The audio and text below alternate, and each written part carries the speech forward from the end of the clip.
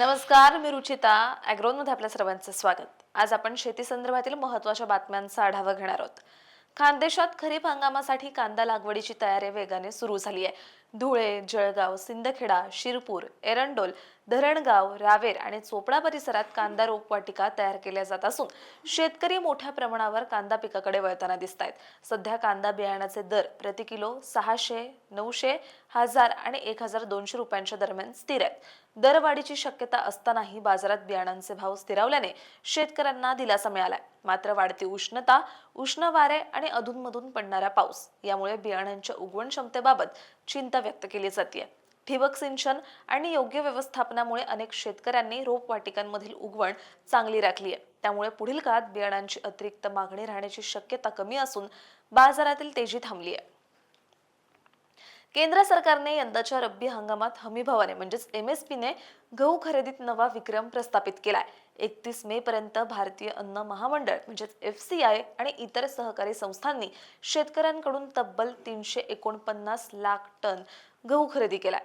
ही खरेदी सरकारने निश्चित केलेल्या 345 लाख टनांच्या उद्दिष्टापेक्षाही जास्त ठरली आहे. गतवर्षी याच कालावधीत 298 लाख टन गहू खरेदी झाला होता. त्याच्या तुलनेत यंदा खरेदीत सुमारे 17% वाढ झाली आहे. वाढलेल्या उत्पादनामुळे केंद्र सरकारने गहू खरेदीचं उद्दिष्टही वाढवलं होतं. दरम्यान कृषी मंत्रालयाच्या अंदाजानुसार यंदाचं गहू उत्पादन 1206 लाख टनांवर पोहोचलं असून ते मागील वर्षाच्या तुलनेत 2.3% अधिक आहे. कृषी उत्पन्न बाजार समित्यांमधील शेतीमाल विक्री व्यवस्थेत पारदर्शकता आणण्यासाठी 2017च्या मॉडेल ऍक्टची अंमलबजावणी महाराष्ट्रात सुरू झाली आहे. या नव्या कायद्यानुसार मुंबई बाजार समितीला राष्ट्रीय बाजाराचा दर्जा देण्यात आला असून पणन मंत्री जयकुमार रावल यांनी बाजार समितीच्या अध्यक्षपदाचा पदभार स्वीकारलाय. शेतकऱ्यांची होणारी लूट रोखणे, शेतीमाल विक्री प्रक्रियेत सुधारणा करणे आणि बाजार व्यवस्थेला अधिक पारदर्शक बनवणे हा या सुधारणांचा मुख्य उद्देश आहे. मुख्यमंत्री देवेंद्र फडणवीस यांच्या पुढाकाराने हा कायदा मंजूर झाला असून आता त्याची अंमलबजावणी सुरू झाली आहे. खरीप हंगामाच्या तोंडावर शेतकऱ्यांसमोर नवं संकट उभं ठाकलंय. एल निनोच्या संभाव्य परिणामामुळे आधीच हवामानाबाबत चिंता वाढलेली असताना रासायनिक खतांच्या किमतींमध्ये मोठी वाढ झाली आहे. या पार्श्वभूमीवर ऑल इंडिया फर्टिलायझर डीलर्स असोसिएशनने खतांच्या कमाल किरकोळ किमतींवर म्हणजेच MRP वर नियंत्रण आणण्याची मागणी केली आहे. संघटनेने केंद्रीय रसायने आणि खत मंत्री JP नड्डा यांना पत्र पाठवून खत कंपन्यांच्या वाढत्या दरांवर लगाम घालण्याची मागणी केली आहे. तसंच युरियाला पर्याय म्हणून अमोनियम सल्फेटच्या किमती कमी करून त्याला प्रोत्साहन देण्याचीही सूचना केली आहे. अमेरिका आणि इराण यांच्यातील वाढत्या भूराजकीय तणावामुळे कच्च्या मालाच्या किमती वाढल्या असल्या तरी त्याचा सर्व भार शेतकऱ्यांवर टाकणं योग्य नसल्याचं संघटनेचं म्हणणं आहे. खतांच्या दरवाढीमुळे उत्पादन खर्च वाढत असून खरीप हंगामात शेतकऱ्यांचं आर्थिक गणित बिघडतंय. राज्यातील शेतकऱ्यांसाठी कर्जमाफीबाबत मोठी अपडेट समोर आली आहे. मुख्यमंत्री देवेंद्र फडणवीस यांनी विधान परिषद निवडणुकीच्या आचारसंहितेमुळे अधिकृत घोषणा होणार नसल्याचं सांगितलं असलं तरी कर्जमाफी योजनेला मंजुरी देण्यात आल्याची माहिती मिळते. या योजनेअंतर्गत 2019 मधील महात्मा ज्योतिराव फुले कर्जमुक्ती योजनेचा लाभ घेतलेल्या शेतकऱ्यांनाही 50,000 रुपयांपर्यंत प्रोत्साहन अनुदान मिळू शकतं.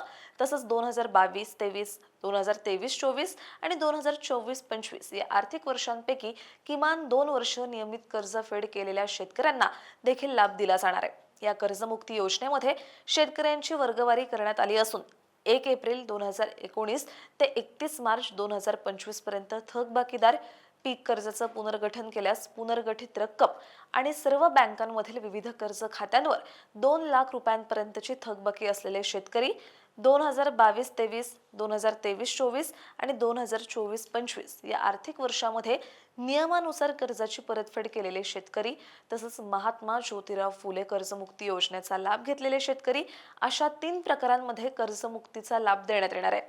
ॲग्रीस्टॅकमध्ये नोंदणी असेल तरच कर्जमाफी आणि प्रोत्साहन अनुदानाचा शेतकऱ्यांना लाभ घेण्यात येणार आहे. ज्या शेतकऱ्यांची थकबाकी 2 लाखांवरती आहे आणि ज्यांनी महात्मा ज्योतिराव फुले कर्जमुक्ती योजनेमध्ये लाभ घेतला होता त्या शेतकऱ्यांनाही 50,000 रुपयांपर्यंतचा लाभ मिळवण्यासाठी उर्वरित रक्कम प्रथम भरावी लागणार आहे.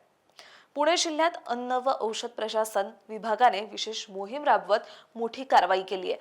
अन्न व औषध प्रशासन आयुक्त तुकाराम मुंडे यांच्या मार्गदर्शनाखाली आंबेगाव आणि खेड तालुक्यातील 5 ठिकाणी तपासणी करण्यात आली.